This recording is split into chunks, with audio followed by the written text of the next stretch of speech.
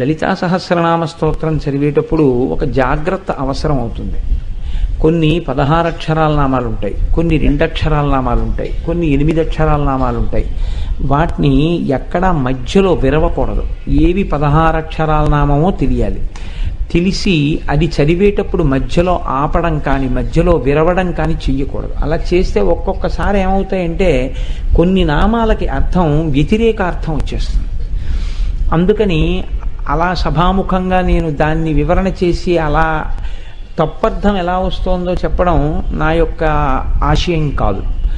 కానీ ఏ నామం ఎన్ని అక్షరాలతో ఉంటుంది, ఎక్కడ ఆపాలి అన్నది ఖచ్చితంగా తెలిసి చదివారనుకోండి, అది చదవడంలోనే మీకు తెలియకుండానే ఒక రకమైనటువంటి ఆనందం ఉద్భుతం అవుతుంది. అది చాలా ఆశ్చర్యకరంగా ఉంటుంది. అందుకే ఒక చిన్న ప్రయోగం ఒకటి చేస్తున్నాం. ఇత పూర్వం అలా ఉందో లేదో నాకు తెలియదు. ముద్రణ మా డాక్టర్ మూర్తి గారు ముందుకొచ్చి చాలా పెద్ద పరిశ్రమ ఒకటి చేస్తున్నారు ఇప్పుడు.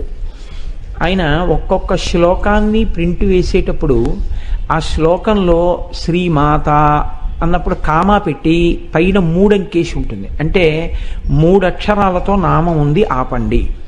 శ్రీ మహారాజ్ఞి 5 ఉంటుంది. అంటే 5 అక్షరాల నామం, అది 5 అక్షరాల తర్వాత మీరు ఆగితే మంచిది అని.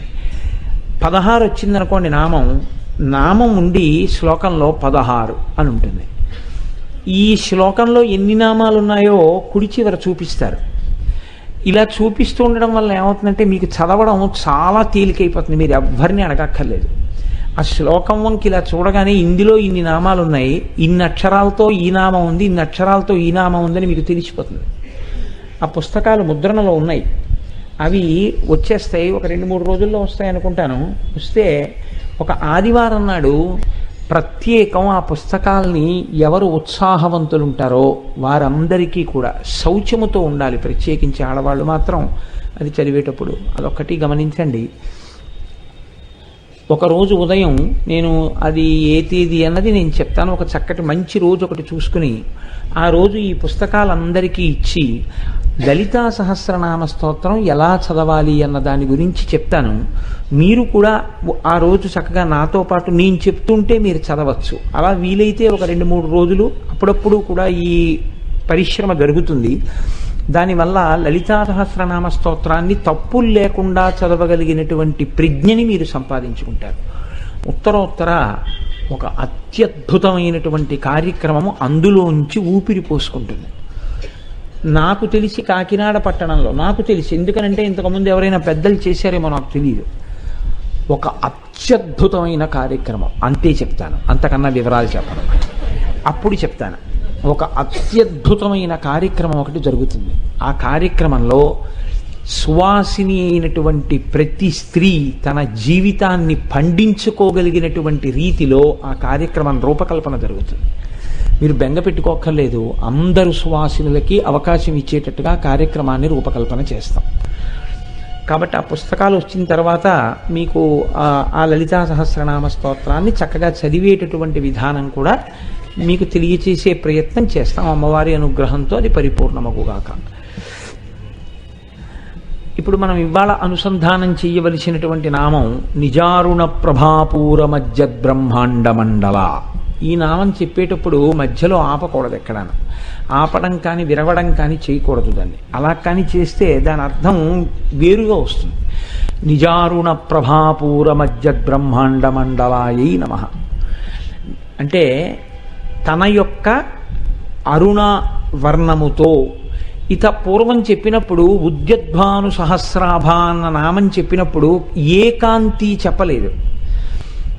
ఉదయిస్తున్న సూర్యుడి కాంతి, ఉదయిస్తున్న సూర్యుడి కాంతి ఎరుపు అని మీరు తెలుసు కాబట్టి దాన్ని అన్వయం చేశారు. ఇప్పుడు చెప్పేస్తున్నారు. ఎప్పుడు అమ్మవారి 4 చేతులు, 4 చేతులలో ఉన్న ఆయుధాలు మీకు ముందు చూడగలిగితే మళ్ళీ ఇంకోసారి ఎరుపు కాంతి వస్తుంది. 2 ఎరుపు కాంతుల మధ్యలో అమ్మవారి 4 చేతులు, 4 ఆయుధాలు ఉన్నాయి. ఇది మీరు బాగా పట్టుకోవలసిన రహస్యం లలితా సహస్రంలో.